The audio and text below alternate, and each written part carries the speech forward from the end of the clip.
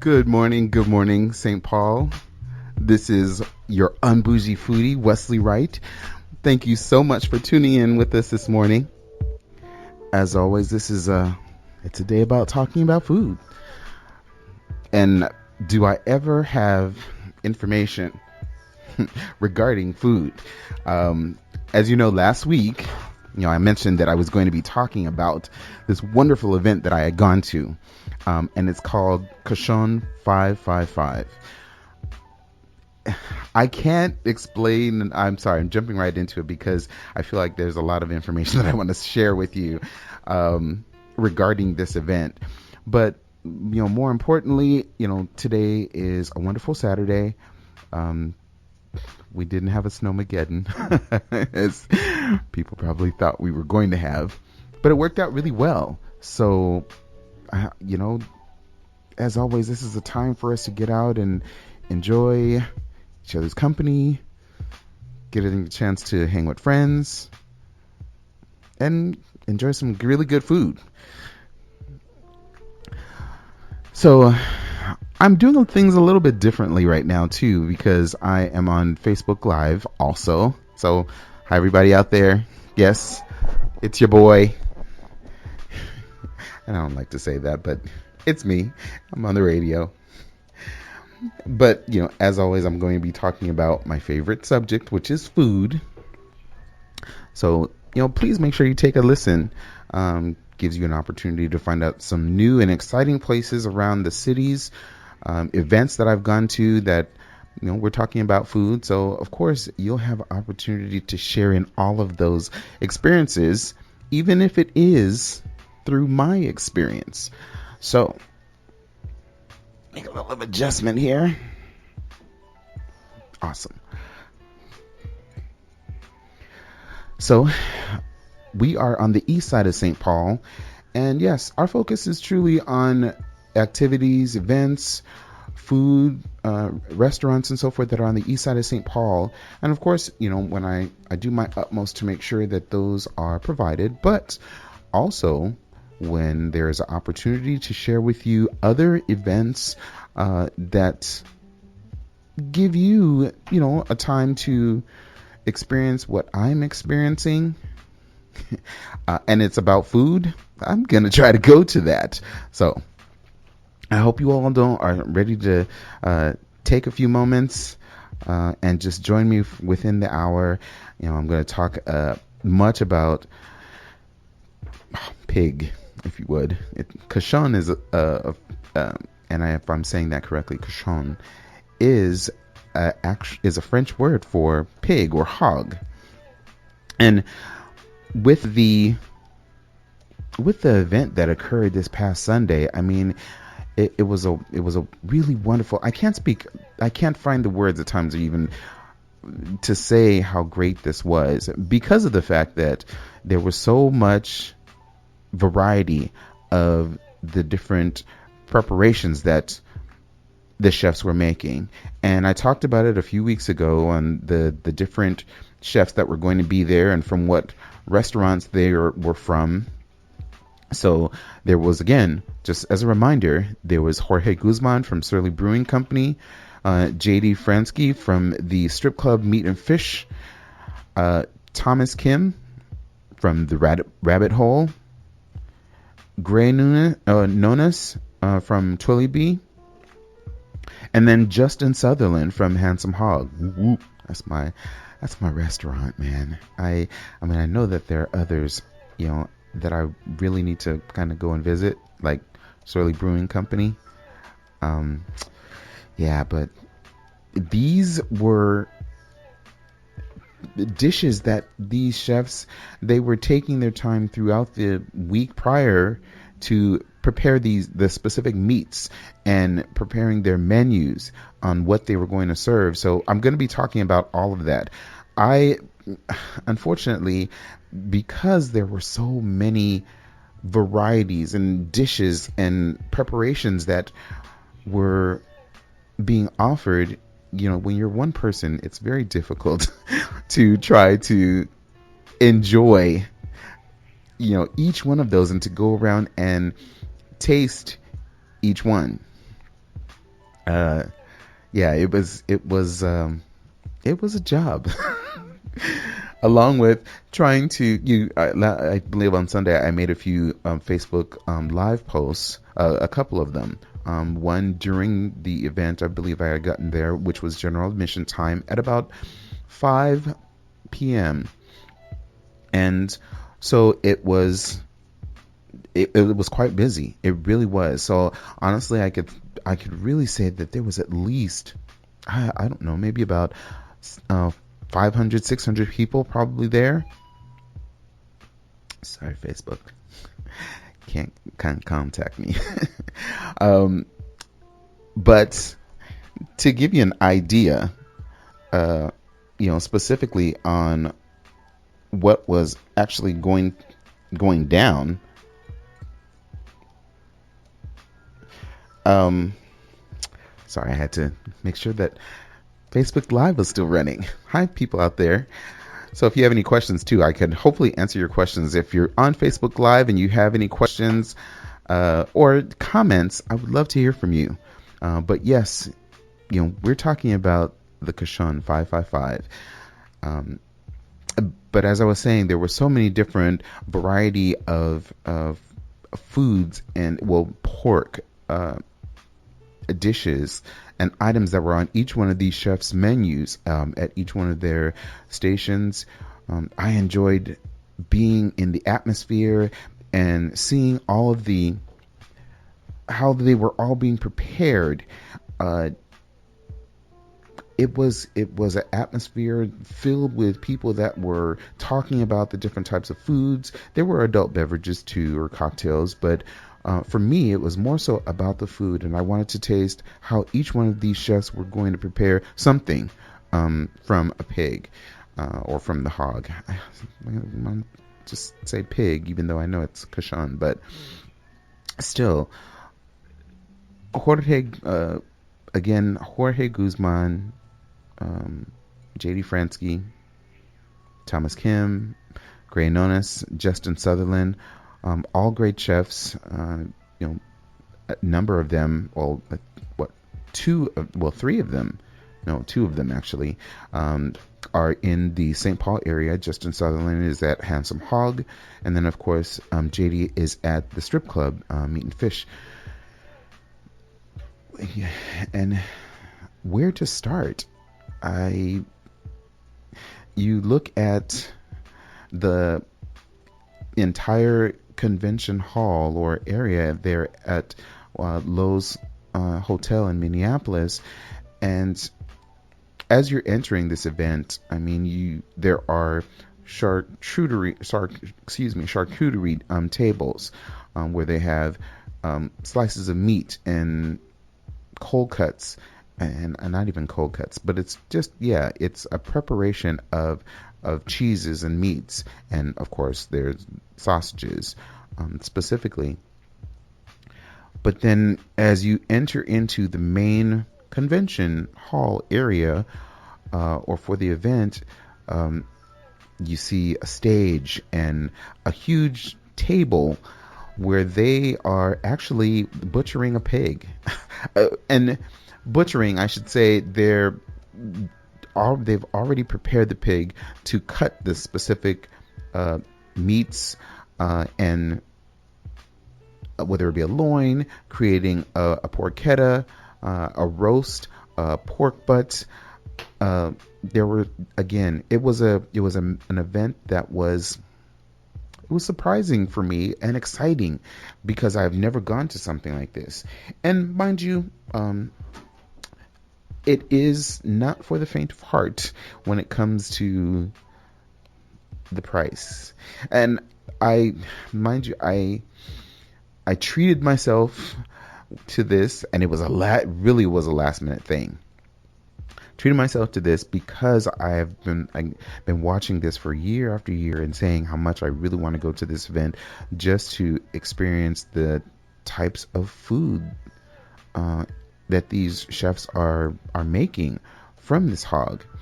Now, I'll talk more about the chefs and the foods and so forth that they prepared, but a lot of people hearing conversations about, well, what's the difference between, what we get in the store than what they are actually preparing, or heritage breed pigs. So I was glad to actually get some reading information regarding that, and I want to share that with you. It asked the question, what are heritage breed pigs? They are heritage breed pigs are that come from a bloodline that dates back hundreds of years. I mean, when livestock was raised, and they had multiple use for the pig, open pasture farms, and there were different breeds because of certain, or the variety of characteristics. Some more rich in flavor, some more hearty. Others, had distinct marbling, the type of bacon that you're able to obtain from a specific type of pig, and the fat. I mean, who doesn't like to cook with fat? You have, if you've never really cooked with bacon, or using the renderings off of some portion of a pig, it adds a earthy and flavorful,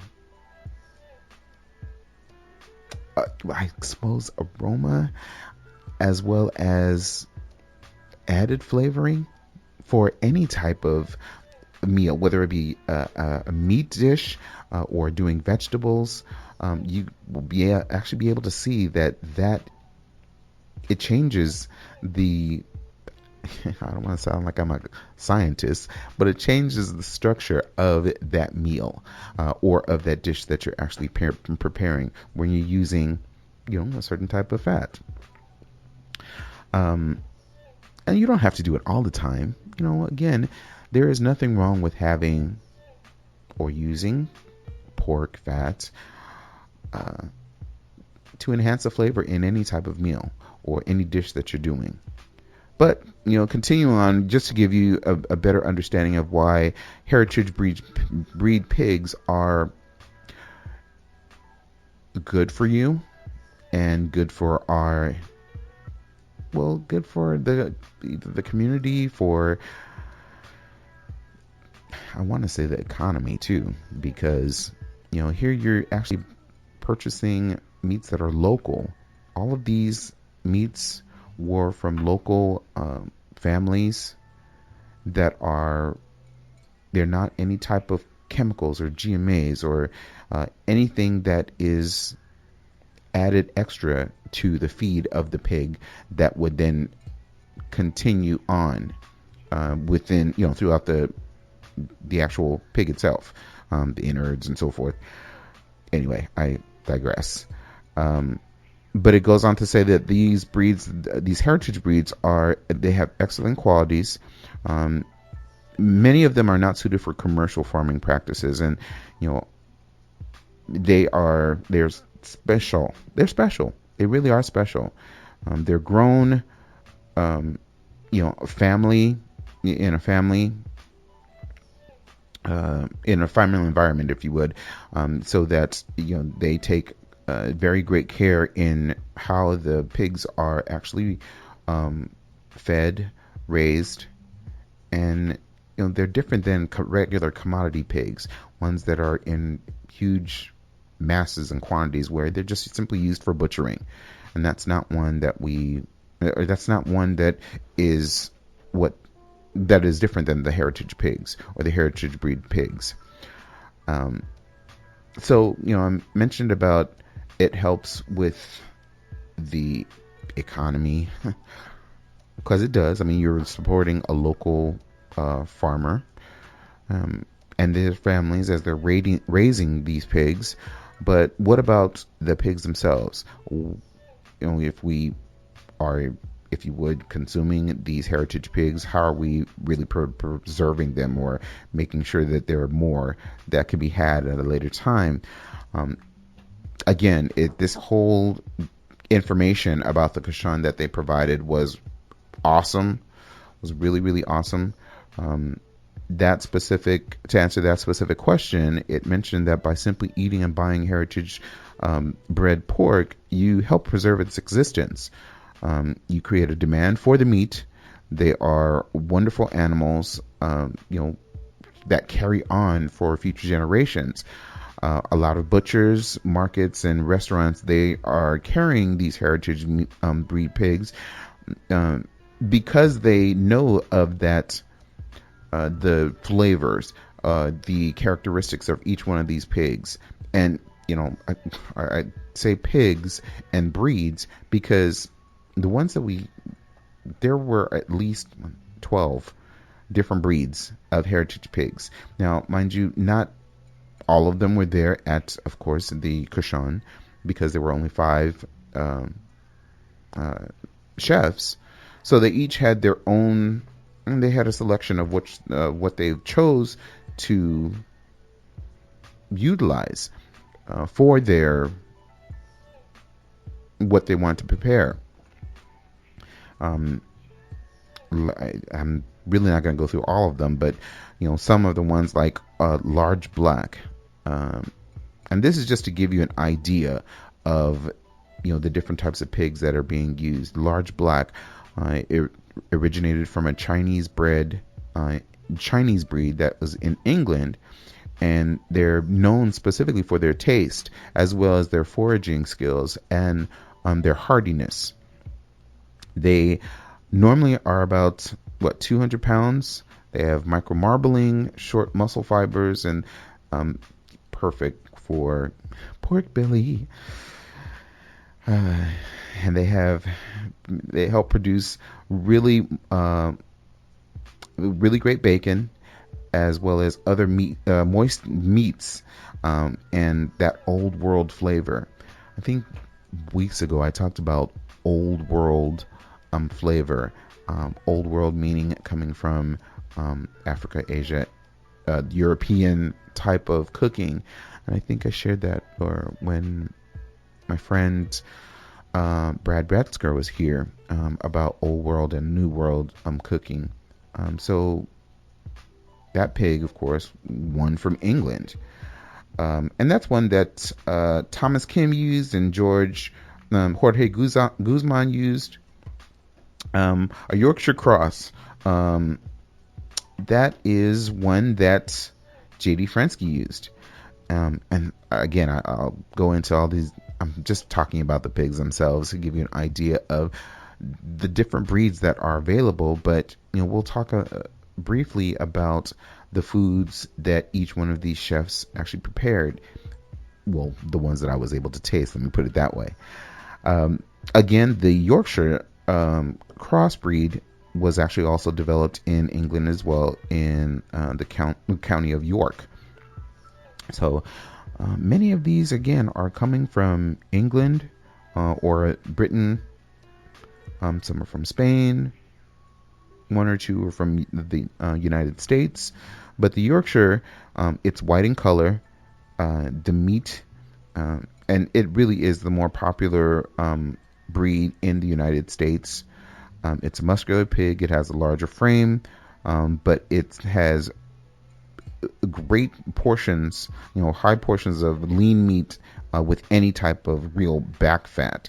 And it's odd. It's not often that you hear about pigs having back fat. So the Yorkshire is definitely one of them that does not have, if people are worried about the extra fat that is in the pig, and when you're doing butchering, yeah, it's definitely not one that you have to be concerned about. But again, a good breed, and that's one that's popular within the United States. Old Spot, that was one that Justin Sutherland used. Old Spot, it also originated from England. It has a higher fat ratio. It's a flavorful meat. It's excellent for aging abilities. Hello, pork belly. And it has the temperament. So it's very mild in flavor. Easy to it has a easier consistency, if you would. I talk about how often pork belly is like certain chefs or restaurants would prepare a pork belly that is really melting your mouth. This is one that's popular with farmers, and it has a distinct layer of fat, so it has a succulent flavor overall, because that fat, of course, when you're cooking it, it goes throughout the entire, like the skin. I love the rind. Yeah, it's all TMI information. I'm talking about all the different types of reasons why the Un-Bougie foodie likes pork. Oh, yeah, there's much more about the other breeds that are available as well. Again, I mentioned that there are about 12 altogether, and those are a lot of breeds. Those are heritage breeds. And people are probably wondering, why are you talking about heritage breeds? Is it healthier for my family? As I mentioned, they're raised on family farms, so they don't have any type of antibiotics, no steroids. They have the meat lessens the marbling throughout the meat itself. It lessens the need for any type of oils or butters and shortenings because of that richness in the how the pig is raised and what it's being fed. And so you're eating healthier behind that. I am thankful that I was able to experience how each one of these chefs, they were using the whole entire animal. And that really is what the Cochon is about. And just doing my own research too, I watch PBS, and it's talking about these different cooks when they're literally honoring an animal. And honoring an animal simply means that you're using the whole entire animal itself. And it's something to appreciate.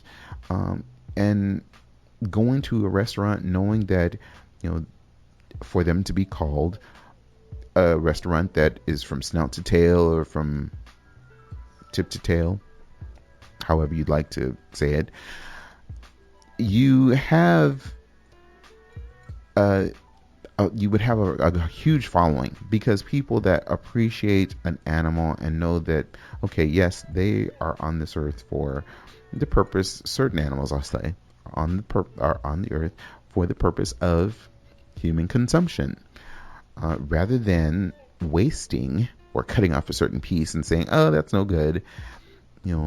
Those that appreciate an entire animal, whether it be pig, beef, or a cow, or other animals that are prepared, they honor that animal by using the whole entire thing, again, from snout to tail. You are a skilled butcher if you are able to do that, and so you make sure that nothing goes to waste, even if it's using certain portions of that animal for flavoring, to prepare or to render those oils or those fats down to be used for continued cooking uses. So the snout to tail, don't be afraid of that phrase, the snout to tail, using the whole animal. And in this case, they've proven that it is possible because of the various things that the chefs were able to create, and the preparations that they went through to offer these different meals or items on the menu. Okay, so that is enough about the Cochon and explaining about pigs and so forth. But each one of these chefs had a dish that was off the chain, and I tell you, even though I didn't have the opportunity to taste each one of them, um, the presentations that they all had. I remember some of the chefs were going around, and specifically Jorge Guzman had tongs, and had cut very thin slices of ham, and just simply handing it to individuals, putting it on their plate and say, "Here, have a slice." And yeah, it was great. Um, some of the things that we have had there, I will be posting some pics of the items that I have consumed while I was at the Cochon. But I remember I went directly to the rabbit hole. Now, I had gone to the rabbit hole,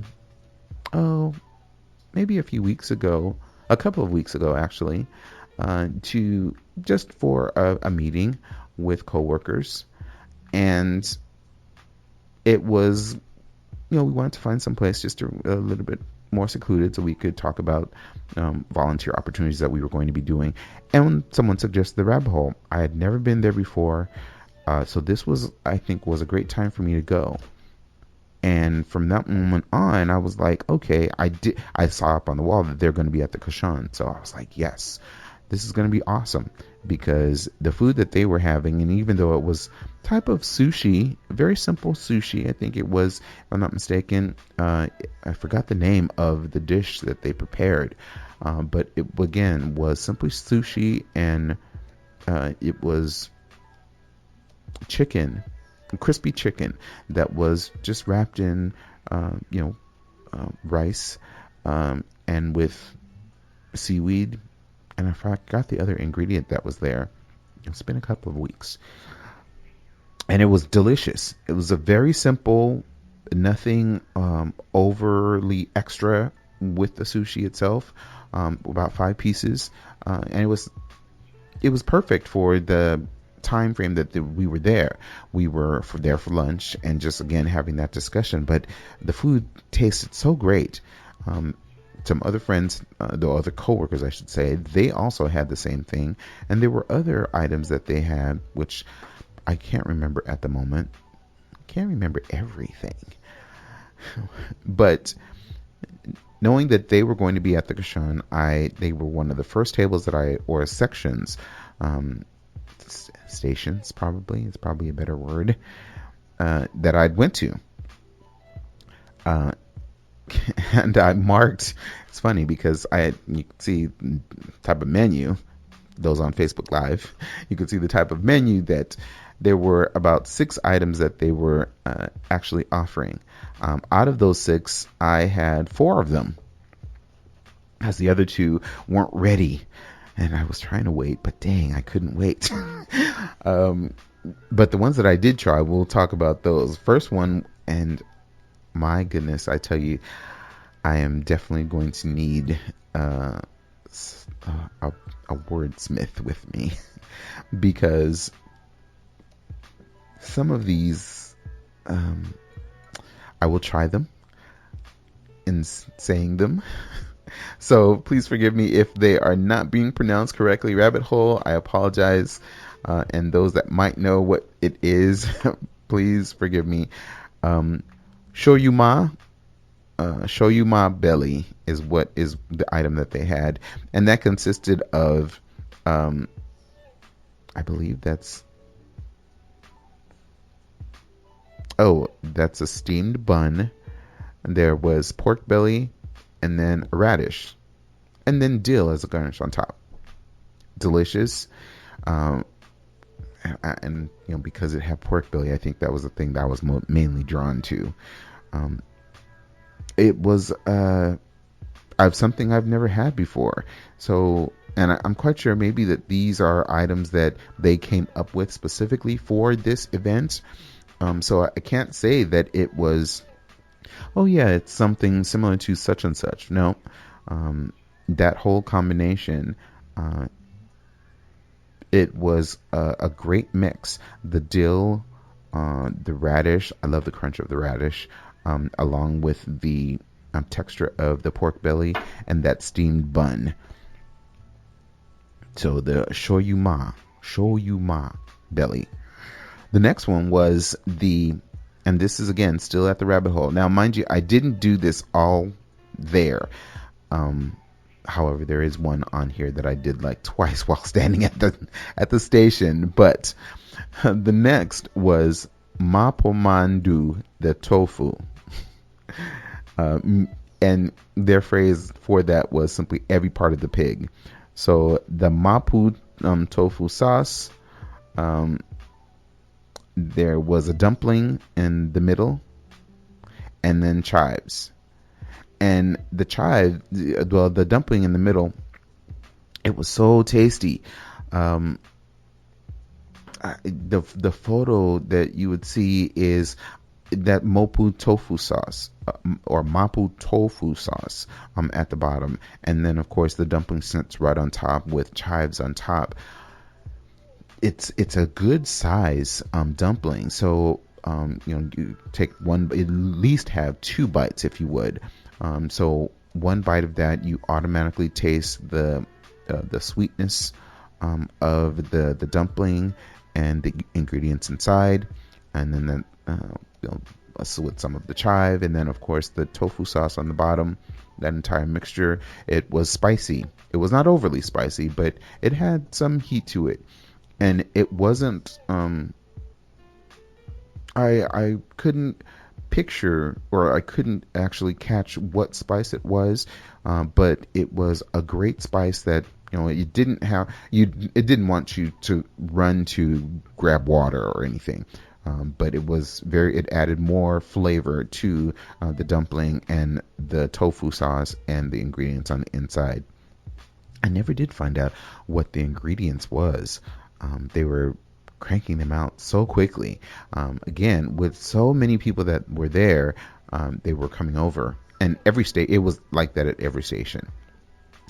The next was the lettuce pâté Zike, or like it's 1999. That's the dish or the item on the menu.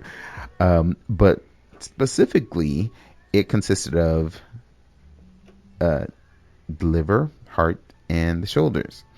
And the presentation was in a lettuce, almost like a lettuce cup or lettuce boat. And then the pate was placed in the lettuce boat.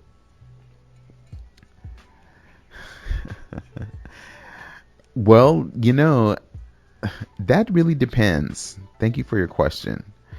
That really depends upon someone asked the question, well, what is a good, I'm sorry, I'll go back to lettuce pate in just a moment, but someone asked the question, what is a good wine that can be paired with pork? Oftentimes it would be perhaps a Chardonnay that you can use, or a Sauvignon Blanc.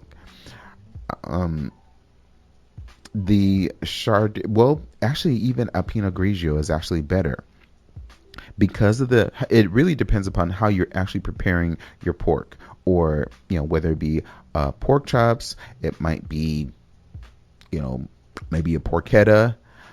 Pinot Grigio is probably much better, and then the Chardonnay. Sauvignon Blanc was probably like the last choice, but again, those really depend upon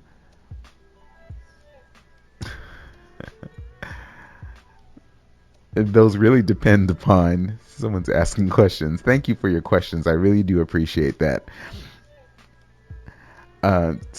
It really depends upon the type of pork that you're actually having, or what you're preparing.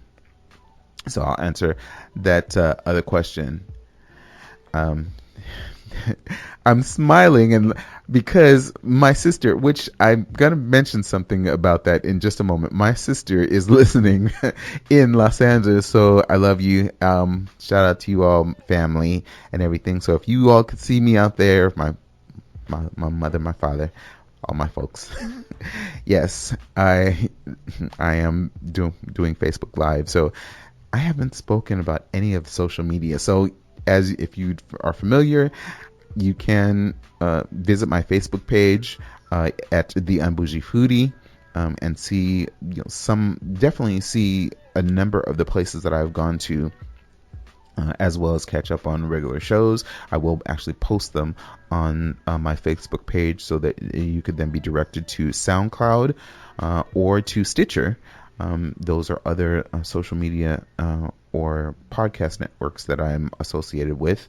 But if you also want to see pictures of the foods and items that I've tasted, if you would, definitely visit my Instagram page, which is _Un-Bougie Foodie, or catch information from me on Twitter as well. Every now and then I will actually tweet something food inspired.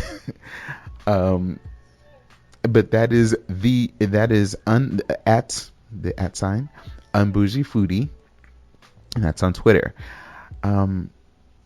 So thank you all so much. If questions and so on, and even if you just want to say, hey, or share a recipe and ask that we discuss it, or maybe mention it on the Un-Bougie Foodie show on WEQY. Please, I'm happy to do so. Just contact me at theunbougie@gmail.com. So make sure you send that in an email. We will give you a shout out on the air and share that recipe, or even if you have an idea of a new restaurant that is in the area that you would like others to go to as well, or as I talked about in the past, maybe you don't want people to go there. You maybe don't want people to go there. But this show is about sharing. So talking about restaurants in the area, I'm so open in sharing that information with the community, whether near and far and abroad. So thank you all so much for listening. I really do appreciate it. I need to go back to the lettuce pate like it's 1999, because, like I mentioned, this is one that I had I marked on the menu, because I kept notes. So on the menu itself, there you can see the different items there on the menu. I don't know if you could see that on Facebook Live, but I kept notes, and for the lettuce pate like it's 1999. That one I marked 3 times because I had 3, but at different times, not all at the same time. But it was the lettuce. I'll say it's more of a lettuce boat, because it was shaped in kind of like a nice little boat. But then the pate was placed in the middle of the boat, and then there was a cucumber julienne, and then a radish slice, and then that whole entire piece. I'm sorry. I want to get that whole thing because I want all of those textures and everything to taste all at the same time. So that lettuce pate, like it's 1999, liver, hearts, and shoulders is what the pate was really made of. So thank you all so much too for listening and tune in. So that's also another opportunity for you if you're listening across the nation, in your local neighborhoods as well. You can tune in and stream the show live on the TuneIn app. See, I'm getting distracted and jump. I'm a one-man show here at the moment. But yeah, that was a dish or a menu item that I really, really liked. The others I liked as well, but yeah, I had that one 3 times, so I'm not embarrassed to say that. I'm not. The last one from the rabbit hole, and I'm gonna get to Handsome Hog. Gosh, and there were others that were out there too that I'll probably briefly touch on. The time is getting away. Wow. There is it's called Blood Sugar Sex Magic. Now I know that sounds really bad, but that is just simply the name that they have given it. uh, blood sugar sex magic. Hey TJ, thank you so much. I appreciate that. Uh, I look forward to having you back on, by the way, just so you know. The blood sugar sex magic. Um, oh, see, I am a different individual when it comes to trying new things. So, this particular dish, if you would, which the first one that I'm going to mention, I was very, very surprised with. It was, uh, gosh, it was pork fat toffee. I know that sounds so interesting, but I tell you, the toffee was infused with the pork fat, so that flavoring, and then there were bits of bacon on top. So here you have it, the savory and the sweet mixed in together. Um, I haven't tasted anything like that. So I was just so excited when to put that in my mouth and kind of let it just slowly melt away. But there were other things that I needed to taste as well. Which, don't be afraid to try new things. And because I was in the moment, I tried pork blood chocolate. It was delicious, though. It was so delicious. So you can, I totally understand about it sounds scary, or it might not be something that you would try, but it is not what you think. Here you have a piece of chocolate that has been mixed in with the flavorings of that particular hog itself. And from the rabbit hole, Thomas Kim, remember, as I mentioned before, I was describing the large black was the hog that he actually used. So the large black, it has a great marbling flavor, and it creates exceptional bacon, and it has that old world flavoring. And I have not traveled to the old world, if you would, and tasted things like Italian, true Italian. But that flavoring, the chocolate and the pork,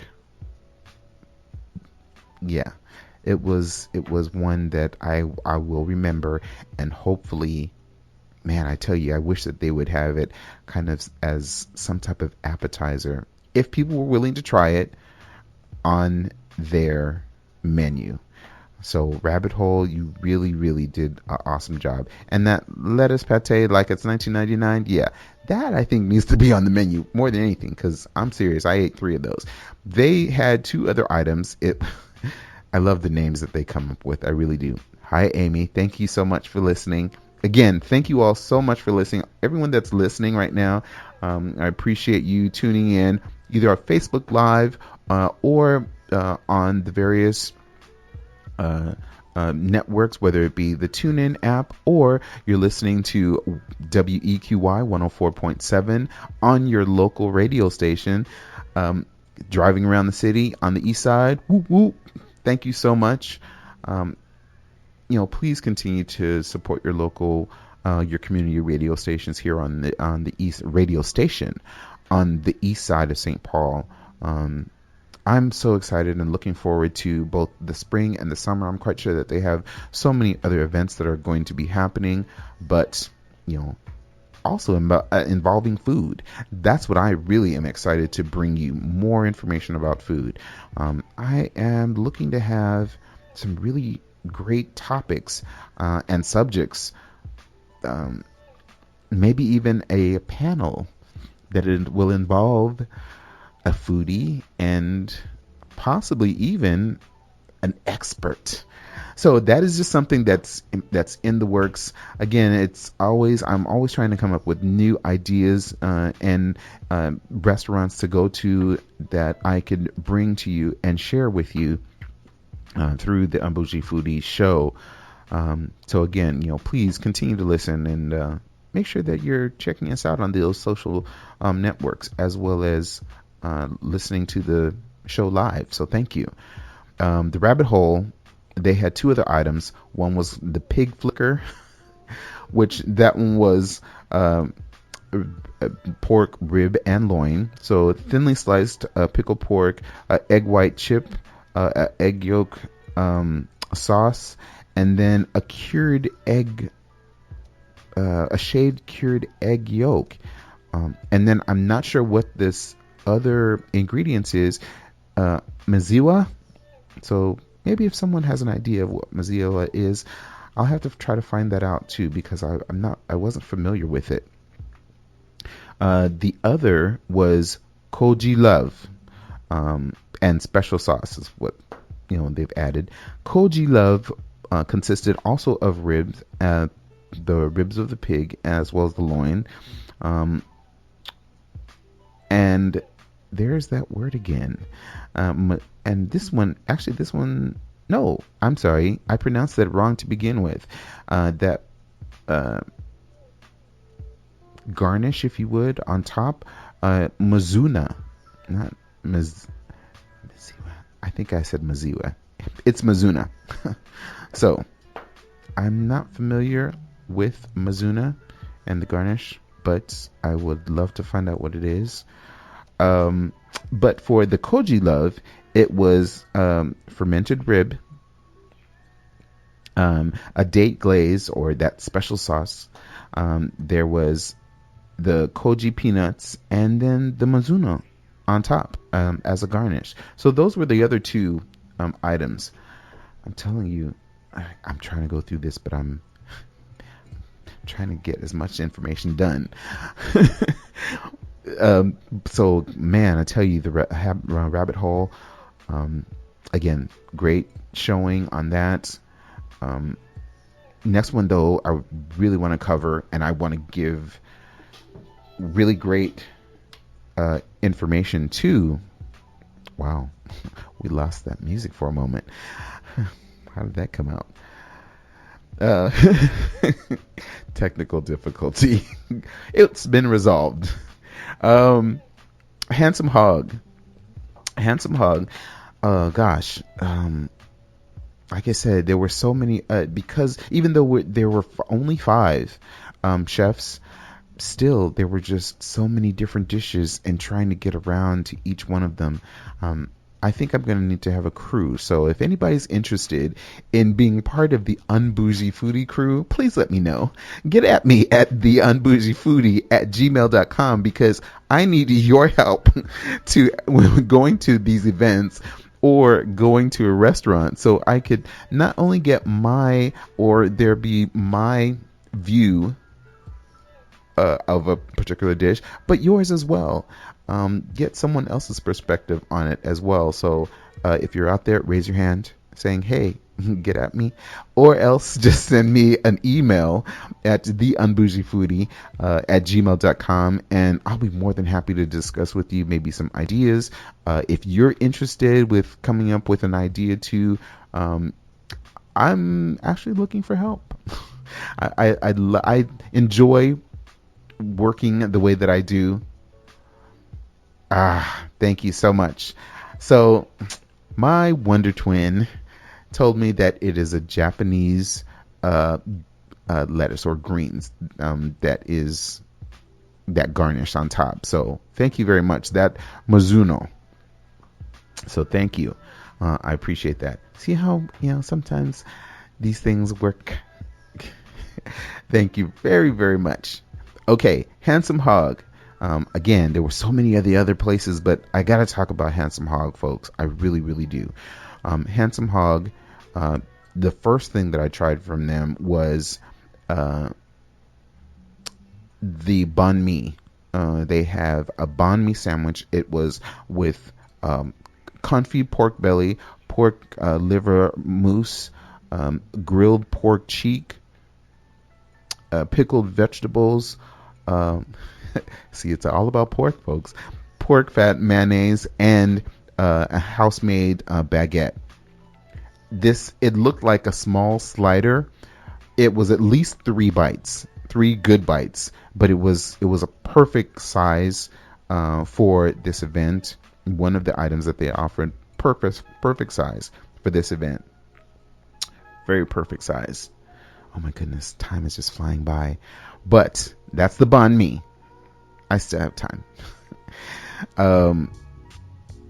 The pictures really don't do it any justice, and again, I will share those definitely on my Facebook page and on Instagram. The next was the smoked pork Bismarck.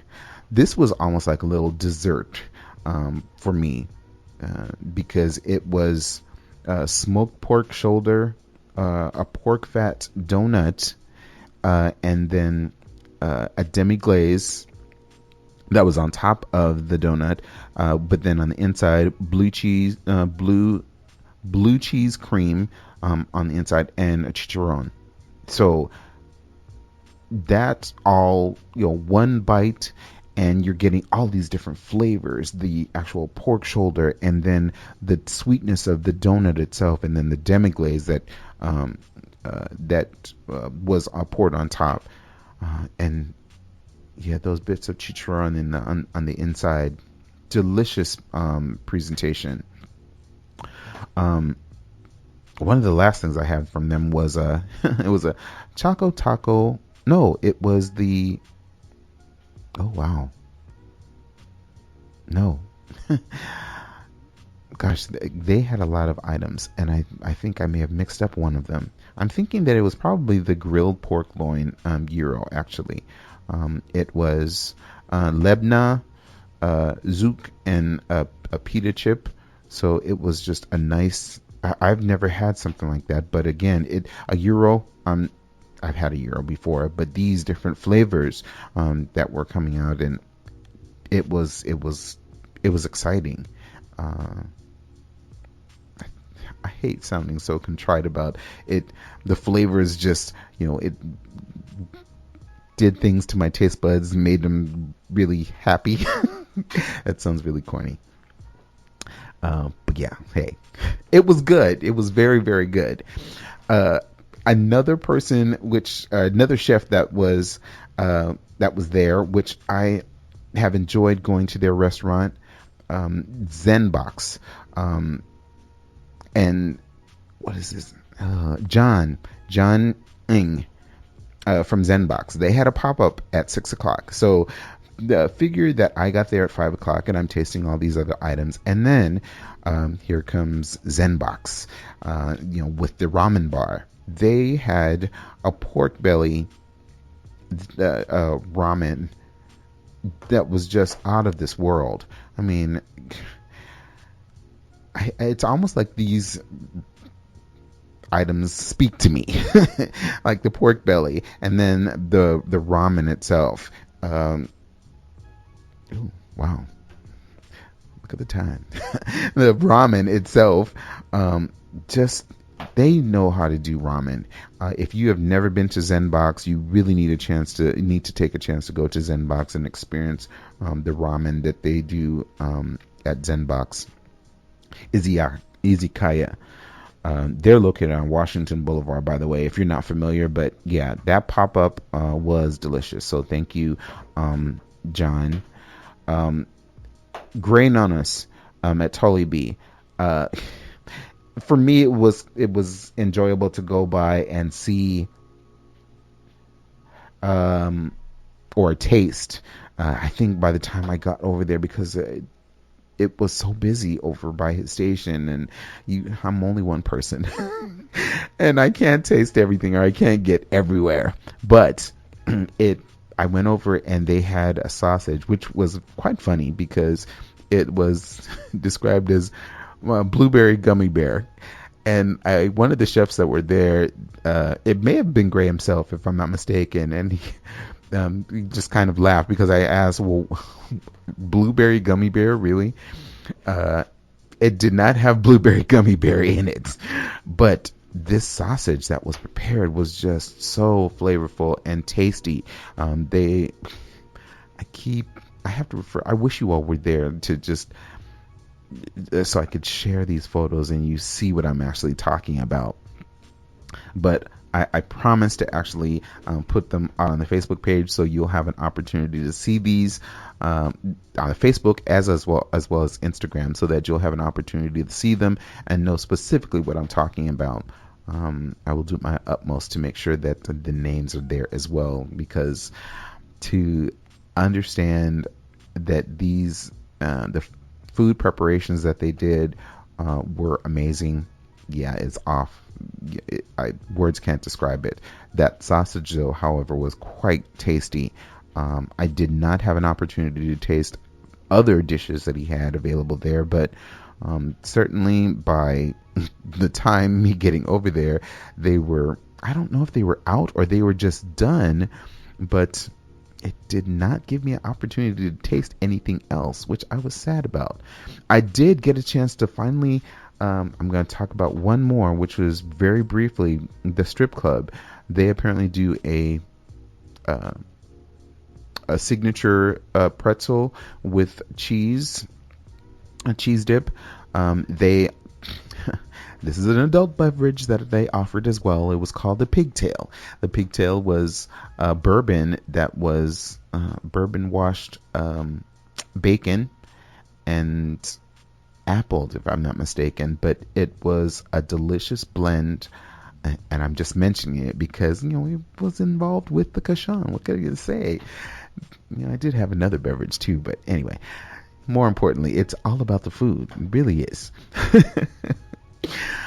Oh my goodness. I really can go on and on about the different